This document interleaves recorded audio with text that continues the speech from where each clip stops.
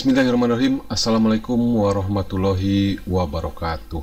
Siswa-siswi yang saya cintai dan saya banggakan, semoga dalam keadaan sehat walafiat, tidak kekurangan sesuatu apapun.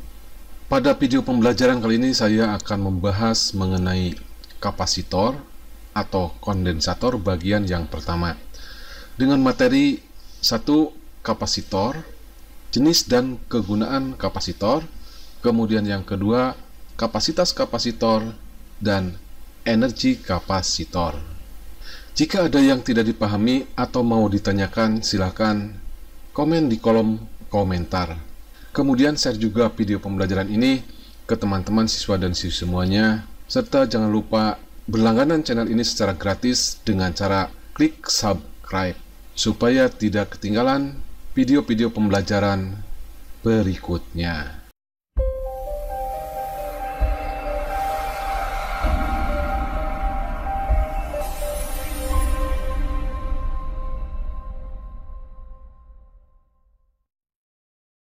Nomor 1. Kapasitor, jenis dan kegunaannya. Kapasitor merupakan komponen dasar dari elektronika. Nah, selain kapasitor, yang menjadi komponen dasar elektronika yaitu hambatan, dioda, transistor, induktor, rapo, dan IC. Nah, itu adalah merupakan komponen-komponen dasar daripada elektronika. Nah, sekarang kita akan membahas khusus, yaitu mengenai kapasitor. Kapasitor atau nama lainnya itu adalah kondensator. Kapasitor adalah alat yang dapat menyimpan muatan listrik atau energi listrik, tepatnya energi potensial listrik. Kapasitor terdiri dari 1. Dua buah plat atau lembaran logam yang diletakkan sejajar atau dinamakan juga dengan dua keping konduktor sejajar, seperti ini. Ini adalah dua buah plat sejajar atau dua keping sejajar, atau boleh juga seperti ini. Ini dua plat sejajar yang digulung supaya luas dari plat tersebut itu menjadi lebih luas. Atau kalau digambarkan bisa juga seperti ini. Ini dua plat yang sejajar, kemudian di elektriknya ini adalah kertas. Kemudian yang kedua yaitu dielektrik atau bahan yang ada di antara dua plat sejajar. Nah, sebagai contoh ini di antara kedua plat sejajarnya itu ada kertas. Boleh juga di antara kedua plat ini adalah udara. Kemudian yang ketiga itu adalah elektroda atau kaki daripada kapasitor. Ini kaki-kakinya. Atau ini merupakan kaki-kaki daripada kapasitor. Kemudian berikutnya jenis-jenis kapasitor. Jenis kapasitor ditentukan oleh dielektriknya atau zat yang ada di antara dua keping konduktor sejajar. Nah, ini adalah jenis-jenis daripada kapasitor. Yang pertama, kapasitor elektrolit, yaitu kapasitor atau kondensator yang dielektriknya atau zat yang ada di antara kedua keping konduktor sejajar itu adalah larutan elektrolit. Atau nama lain daripada kapasitor ini adalah ELKO atau elektrolit kondensator. Ingat, kapasitor itu sama juga dengan kondensator. Kemudian yang kedua, kapasitor tantalum, di mana di sini dielektriknya adalah unsur tantalum yang dalam susunan periodik itu memiliki nomor atom 73. Kemudian yang ketiga, kapasitor poliester film. Jadi dielektriknya itu adalah poliester film. Kemudian kapasitor polipolin. Kemudian yang kelima, kapasitor kertas. Seperti ini nih. Jadi dielektriknya itu adalah kertas. Kemudian kapasitor mika, kapasitor keramik, kapasitor epoksi. Kemudian yang kesembilan adalah kapasitor variabel atau biasa disingkat PARCO, variabel kondensator, yaitu kapasitor yang nilai kapasitas penyimpanan muatannya itu bisa dirubah-rubah. Nah, ini adalah bentuk lain daripada apa tuh kapasitor. Ini adalah PARCO atau variabel kondensator atau kapasitor variabel.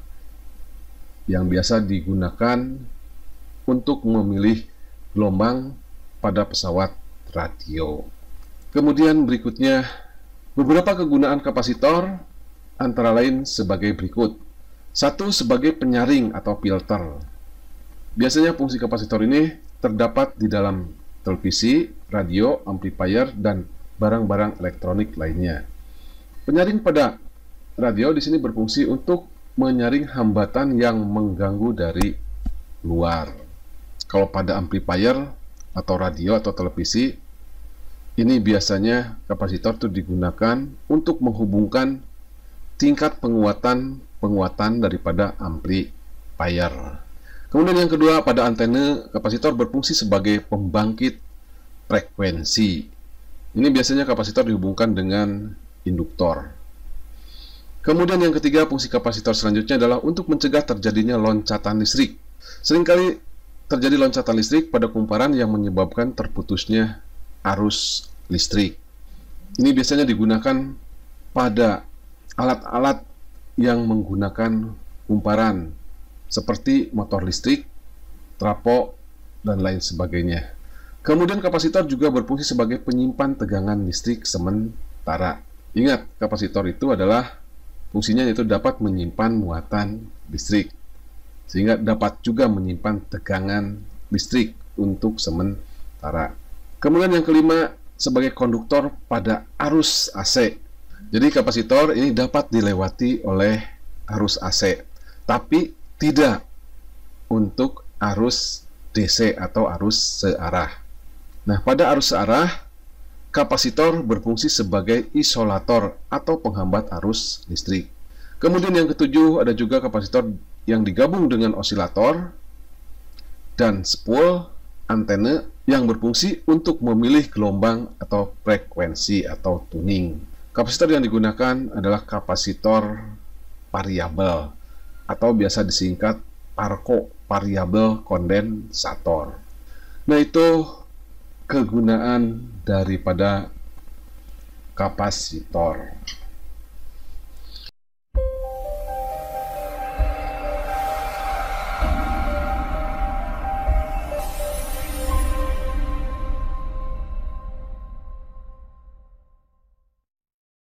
Yang kedua, kapasitas kapasitor dilambangkan dengan C dan energi yang tersimpan dalam kapasitor. Seperti yang sudah diterangkan di depan bahwa kapasitor adalah tempat untuk menyimpan muatan listrik. Nah, kalau tempat untuk menyimpan berarti ada kapasitasnya. Sebagai analogi, misalkan lemari untuk menyimpan baju. Nah, ada lemari yang besar, berarti kapasitas penyimpanannya banyak, dan ada juga lemari yang kecil. Kemudian analogi yang kedua, misalkan ember. Ember adalah untuk menyimpan air. Nah, di sini kapasitas daripada ember ada yang besar, misalkan ada yang 20 liter, ada yang 10 liter, ada yang 5 liter, dan ada juga mungkin yang 1 liter. Jadi kapasitas itu sama dengan daya tampung. Nah, kapasitas kapasitor itu sama dengan daya tampung kapasitor untuk menyimpan muatan listrik. Besarnya kapasitas kapasitor, satu, berbanding lurus dengan luas penampang keping konduktor sejajar atau A. Jadi, semakin luas kepingnya, maka semakin besar daya tampung muatan listriknya. Makanya untuk memperbesar keping konduktor, nah biasanya keping sejajar pada kapasitor itu digulung, sehingga akan memiliki luas yang sangat besar. Kemudian yang kedua, berbanding terbalik dengan jarak antara dua keping. Nah, berbanding terbalik terhadap jarak antara dua keping D. Jadi untuk supaya kapasitasnya besar, D-nya dibuat sekecil mungkin. Yang penting antara keping dengan keping ini tidak bersentuhan. Nah, yang ketiga tergantung juga pada zat yang ada di antara dua keping sejajar atau di elektriknya ini. Nah, besarnya kapasitas kapasitor kalau dirumuskan. Nah, yang pertama, C ini berbanding lurus terhadap A.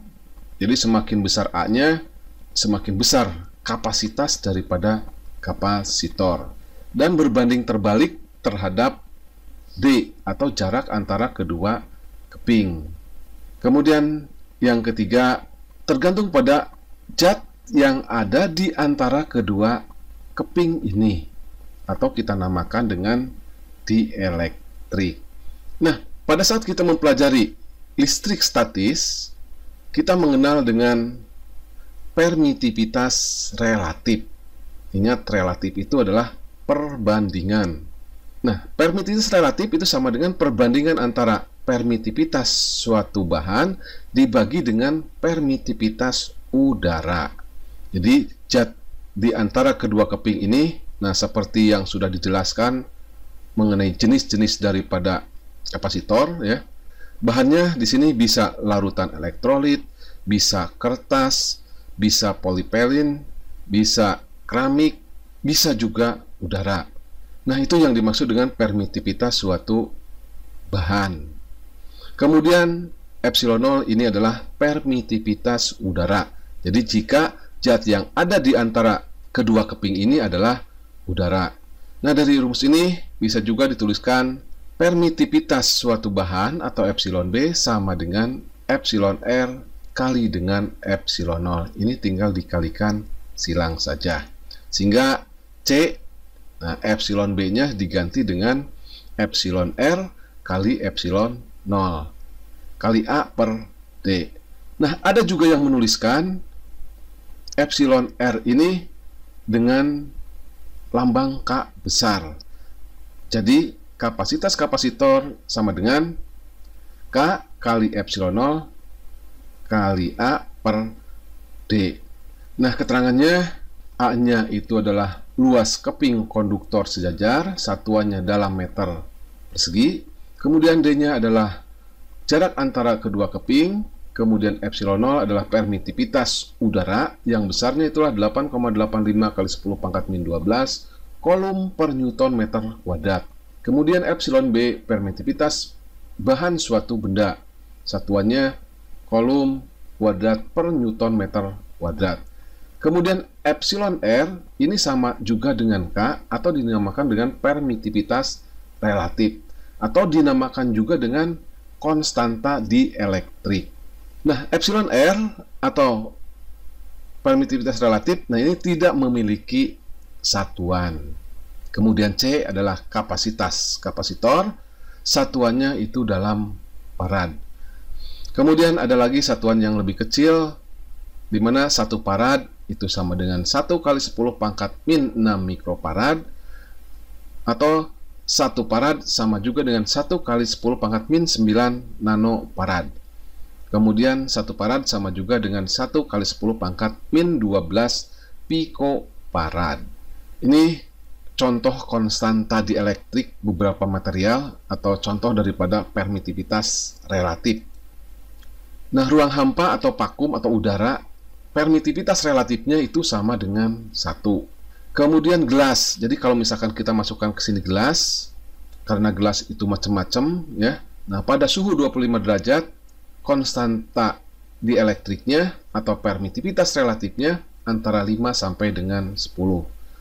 Kemudian mika memiliki konstanta dielektriknya 4 sampai dengan 6. Kemudian teflon 2,1, air 78,54, kemudian gliserin 42,5, kemudian amonia cair 25.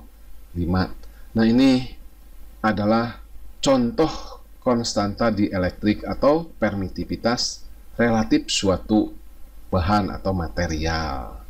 Berikutnya hubungan kapasitas kapasitor C, tegangan ujung-ujung kapasitor P, dan muatan listrik yang ada dalam kapasitor Q. Seperti penjelasan di atas bahwa kapasitor itu dapat menyimpan muatan listrik. Muatan listrik yang tersimpan itu sebanding dengan beda potensialnya atau berbanding lurus. Atau muatan listrik berbanding lurus dengan beda potensial. Lihat gambar. Konstanta pembandingnya disebut dengan kapasitas kapasitor dan disimbolkan dengan C. Gambar ini menggambarkan sebuah kapasitor sedang diisi muatannya dari baterai. Kapasitor ini awalnya kosong.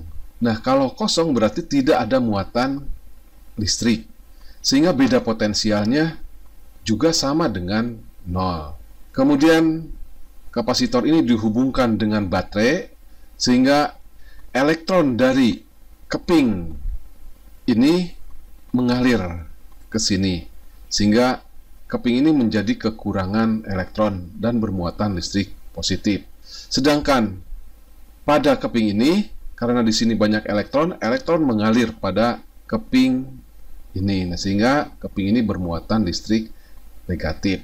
Kemudian semakin banyak muatan listrik yang masuk ke dalam kapasitor, maka tegangan ujung-ujung kapasitor itu akan semakin membesar dan akhirnya sama dengan tegangan daripada baterai, sehingga elektron dari sini maupun elektron dari sini tidak lagi mengalir. Dikatakan bahwa kapasitor ini sudah penuh. Nah, ini adalah kapasitor yang sudah penuh muatannya, sehingga ujung-ujung kapasitor ini memiliki beda potensial. Nah, seperti tadi sudah dikatakan bahwa besarnya muatan listrik ini berbanding lurus dengan beda potensial. Artinya semakin banyak muatan listrik, semakin besar pula beda potensial ujung-ujung daripada kapasitor ini. Nah, kesebandingan ini kalau mau dibuat menjadi persamaan seperti ini, maka harus ada konstanta pembanding. Konstanta pembandingnya adalah C, atau sama dengan kapasitas kapasitor. Sehingga rumusnya menjadi Q sama dengan C kali Pi, atau C sama dengan Q per Pi. Nah, ini adalah grafik hubungan antara beda potensial dengan muatan. Jadi, muatannya semakin besar, maka beda potensialnya juga itu akan semakin besar.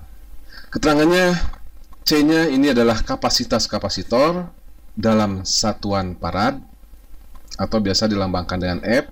Kemudian Q adalah muatan listrik yang ada dalam kapasitor, kemudian Pi-nya adalah beda potensial ujung-ujung kapasitor, satuannya volt. Kemudian berikutnya, energi listrik yang tersimpan dalam kapasitor. Kapasitor itu menyimpan muatan listrik, berarti pula menyimpan energi dalam bentuk energi potensial listrik. Berapa besar energi yang tersimpan dalam kapasitor tersebut? Perhatikan turunan rumus daripada energi potensial kapasitor. Pada saat kapasitor diisi, tentu yang berubah itu adalah delta Q-nya, yaitu dari Q-nya, dari muatannya, yaitu dari muatannya tidak ada, itu menjadi penuh muatan listriknya di dalam kapasitor tersebut. Jadi di sini besarnya energi potensial sangat tergantung pada perubahan banyaknya muatan listrik. Kemudian Pi itu besarnya kalau dari rumus ini itu sama dengan Q per C. Maka delta EP atau perubahan energi potensial listrik pada kapasitor atau dua keping sejajar ini besarnya sama dengan Q dibagi dengan C dikali dengan perubahan muatan listrik. Perubahan muatan listrik ini bisa muatan listriknya itu bertambah, yaitu pada saat mengisi, bisa juga perubahannya itu berkurang, yaitu pada saat muatannya itu dikeluarkan. Jika perubahannya itu sangat kecil, maka bisa ditulis dengan delta DEP, dan deltanya di sini bisa juga ditulis dQ. Maka besarnya energi potensial muatan listrik yang ada dalam kapasitor tinggal dijumlahkan, yaitu dengan cara diintegralkan. Integral DEP itu sama dengan 1 per C. Nah, ini integralnya terhadap muatan listrik, yaitu dengan batas dari 0 sampai dengan Q, yaitu pada saat pengisian daripada ini kapasitor. Integral Q dQ. Integral dari dEP itu sama dengan EP. Kemudian integral dari Q dengan batas 0 sampai dengan Q itu sama dengan setengah Q kuadrat. Jadi energi potensial kapasitor itu dirumuskan setengah Q kuadrat per C. Atau untuk menurunkan rumus besarnya energi potensial listrik pada kapasitor dapat juga diturunkan dari grafik hubungan Pi terhadap Q, yaitu dengan cara menghitung luas di bawah grafik Pi terhadap Q. Kemudian berikutnya, Q dari rumus ini sama dengan C kali Pi. Q-nya diganti dengan C kali Pi, di EP sama dengan setengah C kali Pi dikuadratkan dibagi dengan C, itu besarnya sama dengan C dikuadratkan C kuadrat, Pi dikuadratkan Pi kuadrat, C kuadrat dibagi dengan C itu sama dengan C dikalikan dengan Pi kuadrat. Jadi besarnya energi potensial muatan listrik yang ada dalam kapasitor dirumuskan juga setengah Cp kuadrat. Atau bisa juga C-nya diganti dengan Q per Pi. Jadi setengah, jadi EP sama dengan setengah Q. Nah, C-nya diganti dengan Q per Pi, sehingga menjadi EP sama dengan setengah Q kali Pi. Atau sama juga dengan luas di bawah grafik hubungan Pi terhadap Q. Ini adalah rumus-rumus besarnya energi listrik yang tersimpan dalam kapasitor. Keterangannya, Q-nya itu adalah muatan listrik yang ada dalam kapasitor, satuannya kolom, kemudian P-nya itu adalah beda potensial, satuannya pol, kemudian C itu adalah kapasitas kapasitor, satuannya farad, dan EP adalah energi listrik yang tersimpan dalam kapasitor. Atau lebih tepatnya, itu adalah energi potensial listrik muatan yang ada dalam kapasitor dengan satuan joule.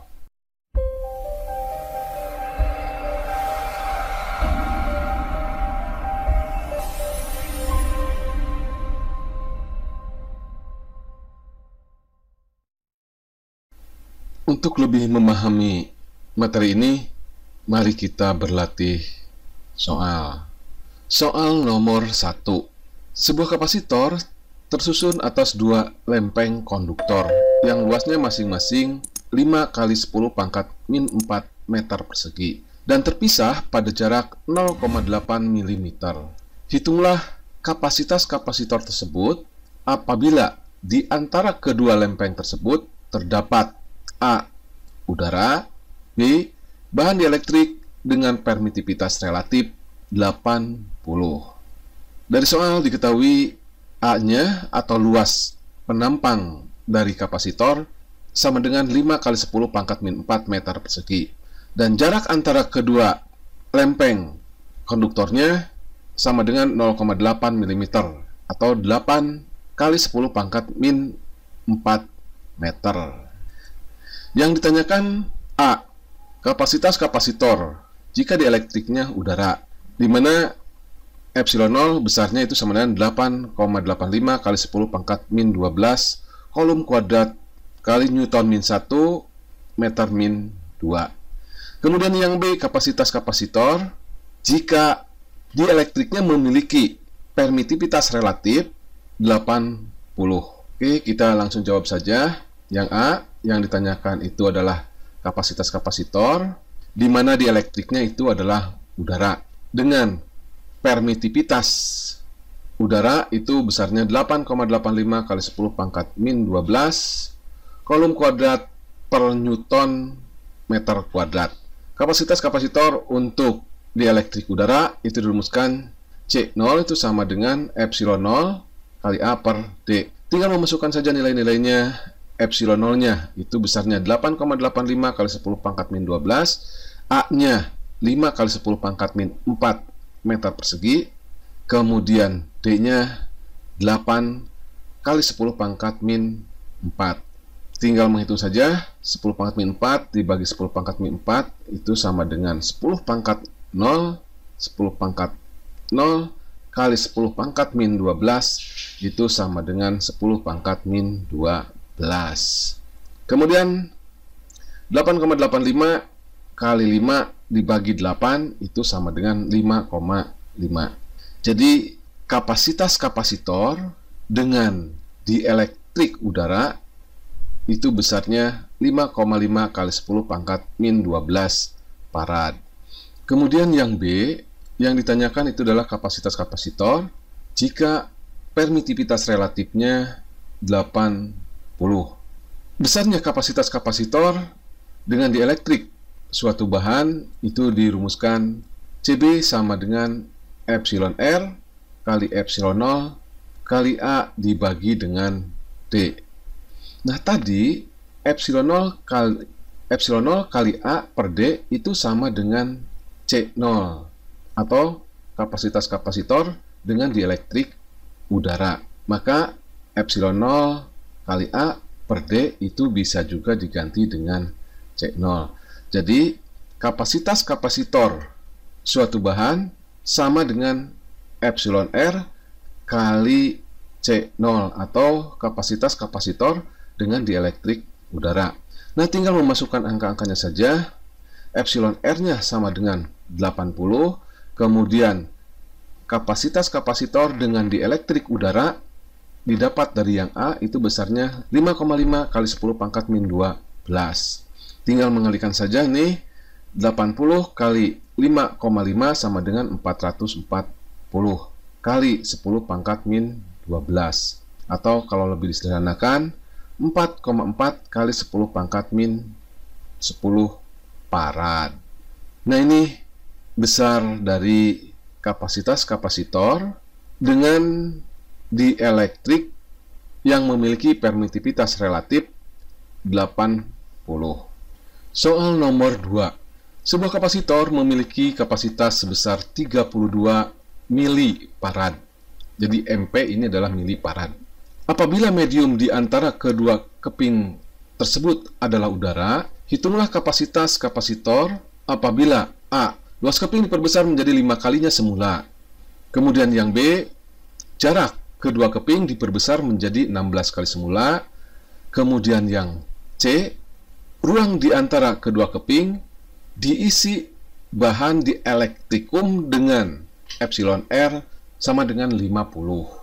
Nah, dari soal diketahui yaitu kapasitas kapasitor dengan dielektrik udara yang besarnya 32 milifarad sama dengan, nah kalau diubah ke dalam farad, dari milifarad ke farad dikalikan 10 pangkat min 3. Jadi sama dengan 32 kali 10 pangkat min 3 farad. Kemudian yang ditanyakannya adalah C1. Jadi untuk yang A, kapasitas kapasitornya saya namakan aja di sini C1 ya. Yaitu jika A1-nya sama dengan 5 kali luas keping kapasitor mula-mula. Kemudian yang B kita namakan aja C2, yaitu kapasitas kapasitor jika jarak antara kedua kepingnya dijadikan 16 kali semula. Kemudian yang C, kapasitas kapasitor jika dielektriknya yang awalnya udara itu diganti dengan bahan yang memiliki permitivitas relatif atau konstanta dielektrik sama dengan 50. Oke, kita langsung jawab. Yang bagian A, yaitu tadi yang ditanyakan itu adalah C1, di mana C1 ini memiliki luas penampang yang besarnya itu 5 kali dari semula luasnya. Nah, untuk menjawabnya ini tinggal dibandingkan kapasitas kapasitor mula-mula atau kita namakan dengan C0 berbanding C1. C0 rumusnya epsilon 0 kali A0 dibagi dengan D, dan C1 itu sama dengan epsilon 0 kali di sini A1 dibagi dengan D. Jadi C0 dengan C1 bedanya hanya di A-nya saja, di mana A1 itu besarnya 5 kali semula. Ini tinggal dicoret aja, epsilon 0-nya sama, nih. Kemudian D-nya juga sama, sehingga C0 berbanding C1 sama dengan A0 berbanding A1. Tinggal dikalikan silang, didapat C1 sama dengan A1 dibagi A0 kali C0. Tinggal memasukkan angkanya saja nih. A1-nya sama dengan 5 kali semula, dibagi dengan luas mula-mula. C0-nya itu sama dengan 32 kali 10 pangkat min 3. A0-nya di sini bisa dicoret. Jadi tinggal 5 kali 32 itu sama dengan 160 kali 10 pangkat min 3. Jadi kapasitas kapasitor setelah luas penampangnya itu dirubah menjadi 5 kali semula, besarnya itu sama dengan 1,6 kali 10 pangkat min 1 farad. Kemudian berikutnya yang D. Yang ditanyakan itu adalah C2, di mana C2 ini jarak antara kedua kepingnya dijadikan 16 kali semula. Caranya sama seperti tadi, yaitu dengan membandingkan kapasitas kapasitor mula-mula dengan kapasitas kapasitor, di mana D-nya itu menjadi 16 kali semula. Jadi di sini yang berubahnya itu adalah D-nya. Jadi sini epsilon 0 dicoret, A0-nya di sini juga dicoret, jadi tinggal 1 per D0 dibagi dengan 1 per D2. Pembagian pecahan itu sama dengan perkalian pecahan, jadi tinggal dibalik. Jadi D2, jadi C0 berbanding C2 itu sama dengan D2 per D0. Maka besarnya C2 ini tinggal dikalikan silang saja, D0 dibagi D2 kali C0. D2-nya sama dengan 16 D0, kemudian kapasitas kapasitor mula-mulanya 32 kali 10 pangkat min 3. D0-nya di sini bisa dicoret. 32 dibagi 16 sama dengan 2 kali 10 pangkat min 3 farad. Nah, ini besarnya kapasitas kapasitor. Setelah kapasitor tersebut, jarak antara kedua kepingnya itu dijadikan 16 kali lebih jauh dari semula. Kemudian berikutnya bagian yang C yang ditanyakan itu kapasitas kapasitor jika dieлекtriknya itu diganti dengan bahan yang memiliki permitivitas relatif sama dengan 50. Nah, dari jawaban nomor 1 bahwa kapasitas kapasitor dengan dielektrik suatu bahan itu sama dengan epsilon R atau permitivitas relatif dikalikan dengan kapasitas kapasitor dengan dielektrik udara. Jadi epsilon R-nya sama dengan 50, kemudian kapasitas kapasitor dengan dielektrik udara itu sama dengan 32 kali 10 pangkat min 3. Tinggal dikalikan saja nih. 50 kali 32 itu sama dengan 1600 kali 10 pangkat min 3. Atau besarnya kapasitas kapasitor dengan dielektrik suatu bahan yang memiliki permitivitas relatif 50 itu sama dengan 1,6 farad. Nah, itu jawaban daripada soal nomor 2. Berikutnya soal nomor 3. Sebuah kapasitor jika dipasang pada tegangan sebesar 12 volt, maka energi listrik yang tersimpan pada kapasitor tersebut adalah sebesar 3,6 kali 10 pangkat min 6 Joule. Tentukan berapa kapasitas kapasitor tersebut. Jadi dalam soal ini ada sebuah kapasitor yang dipasang pada tegangan 12 volt dan kapasitor tersebut menyimpan energi listrik sebesar 3,6 kali 10 pangkat min 6 Joule. Berapakah kapasitas kapasitor tersebut? Dari soal diketahui bahwa Pi-nya itu sama dengan 12 volt, kemudian energi listrik yang tersimpan dalam kapasitor itu besarnya 3,6 kali 10 pangkat 6 Joule. Yang ditanyakan adalah kapasitas kapasitor tersebut. Kita langsung jawab saja. Di sini kita gunakan rumus energi listrik yang tersimpan dalam kapasitor. Nah, seperti sudah dibahas di depan bahwa besarnya energi listrik yang tersimpan dalam kapasitor, yaitu dalam bentuk energi potensial, besarnya dirumuskan setengah Q kuadrat per C, atau boleh juga dirumuskan setengah CP kuadrat, atau boleh juga dirumuskan setengah QP. Nah, dari ketiga rumus ini mana yang harus dipergunakan? Ya, kita tinggal lihat saja diketahuinya. Di dalam diketahui, di sini ada tegangan, ada energi potensial listrik atau energi listrik yang tersimpan dalam kapasitor, kemudian ada C.